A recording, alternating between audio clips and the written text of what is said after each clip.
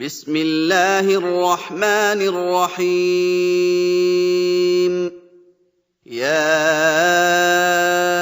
أيها النبي إذا طلقتم النساء فطلقوهن لعدتهن وأحصوا العدة واتقوا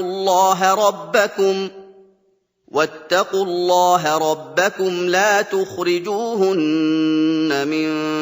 بيوتهن ولا يخرجن إلا أن يأتين بفاحشة مبينة وتلك حدود الله ومن يتعد حدود الله فقد ظلم نفسه لا تدري لعل الله يحدث بعد ذلك أمرا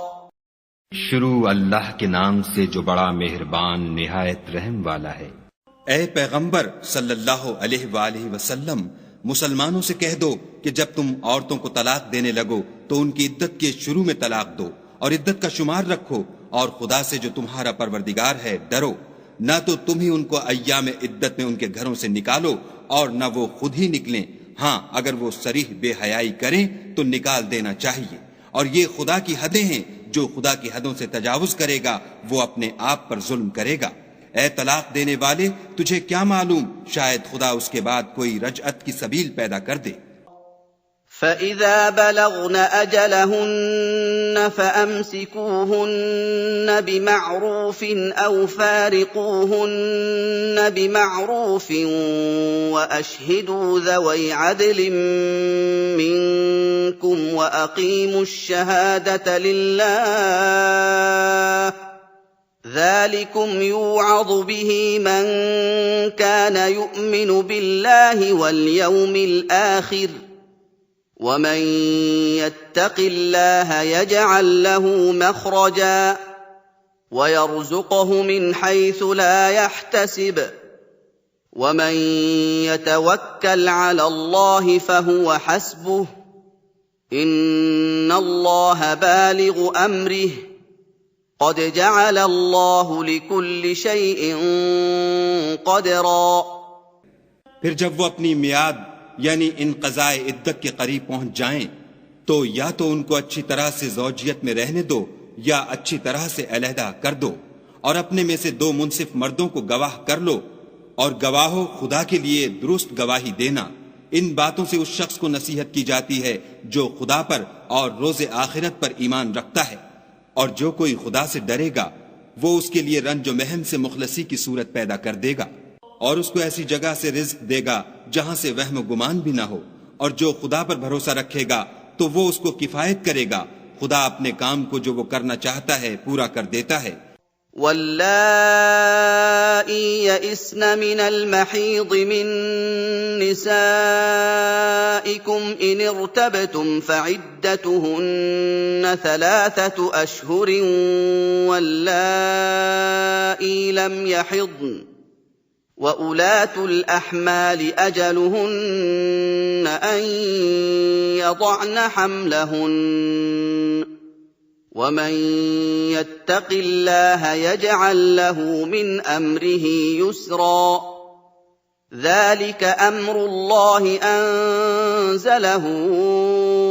إِلَيْكُمْ ومن يتق الله يكفر عنه سيئاته ويعظم له अजरा। खुदा ने हर चीज का अंदाजा मुकर्रर कर रखा है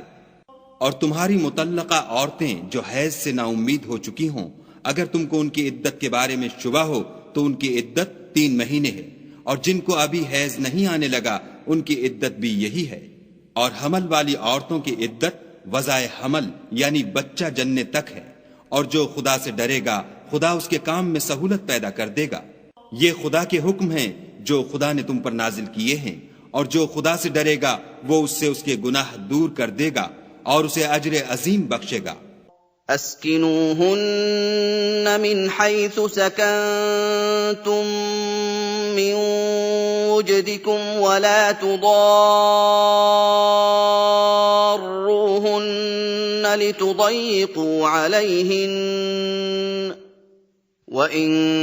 كن أولات حمل فأنفقوا عليهن حتى يضعن حملهن فإن أرضعن لكم فآتوهن أجورهن وأتمروا بينكم بمعروف وإن تعاسرتم فسترضع له أخرى لينفق ذو سعة من سعته ومن قدر عليه رزقه فلينفق مما آتاه الله لا يكلف الله نفسا إلا ما آتاها سيجعل الله بعد عسر يسرا وكأين من قرية عتت عن أمر ربها ورسله فحاسبناها حسابا شديدا وعذبناها عذابا نكرا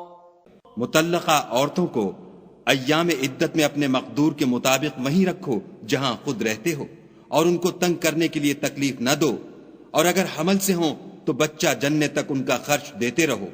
फिर अगर वो बच्चे को तुम्हारे कहने से दूध पिलाएं तो उनको उनकी उजरत दो और बच्चे के बारे में पसंदीदा तरीक से मुआफिकत रखो और अगर बाहम जिद और ना इत्तफाकी करोगे तो बच्चे को उसके बाप के कहने से कोई और औरत दूध पिलाएगी साहिब वुसत को अपनी वुसत के मुताबिक खर्च करना चाहिए और जिसके रिस्क में तंगी हो वो जितना खुदा ने उसको दिया है उसके मुवाफिक खर्च करे खुदा किसी को तकलीफ नहीं देता मगर उसी के मुताबिक जो उसको दिया है और खुदा अनकरीब तंगी के बाद कशाइश बख्शेगा और बहुत सी बस्तियों के रहने वालों ने अपने परवरदिगार और उसके पैगंबरों के अहकाम से सरकशी की तो हमने उनको सख्त हिसाब में पकड़ लिया और उन पर ऐसा अजाब नाजिल किया जो न देखा था न सुना فذاقت وبال أمرها وكان عاقبة أمرها خسرا أعد الله لهم عذابا شديدا فاتقوا الله يا أولي الألباب الذين آمنوا قد أنزل الله إليكم ذكرا رسولا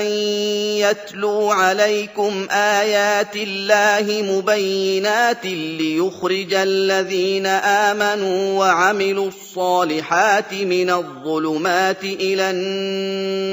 النور ومن يؤمن بالله ويعمل صالحا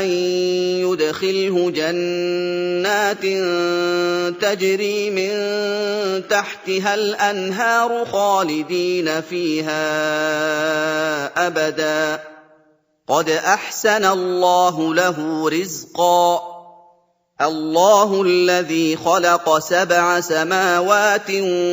ومن الأرض مثلهن يتنزل الأمر بينهن لتعلموا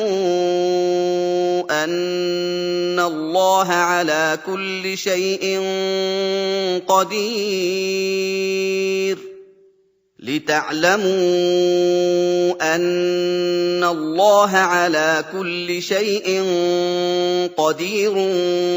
وأن الله قد أحاط بكل شيء علما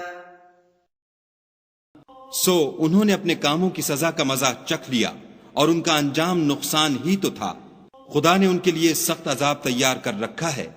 तो ए अरबाब दानिश जो ईमान लाए हो खुदा से डरो खुदा ने तुम्हारे पास नसीहत की किताब भेजी है और अपने पैगंबर भी भेजे हैं जो तुम्हारे सामने खुदा की वाज़ेउल मुतालिब आयतें पढ़ते हैं ताकि जो लोग ईमान लाए और अमल नेक करते रहे हैं उनको अंधेरे से निकाल कर रोशनी में ले आएं और जो शख्स ईमान लाएगा और अमल नेक करेगा उनको बाग हाय बहिश्त में दाखिल करेगा जिनके नीचे नहरें बह रही हैं अबदुल आबाद उनमें रहेंगे खुदा ने उनको खूब रिज्क दिया है खुदा ही तो है जिसने 7 आसमान पैदा किए और वैसी ही जमीनें उनमें खुदा के हुक्म उतरते रहते हैं ताकि तुम लोग जान लो कि खुदा हर चीज पर कादिर है और ये कि खुदा अपने इल्म से हर चीज पर इहाता किए हुए है।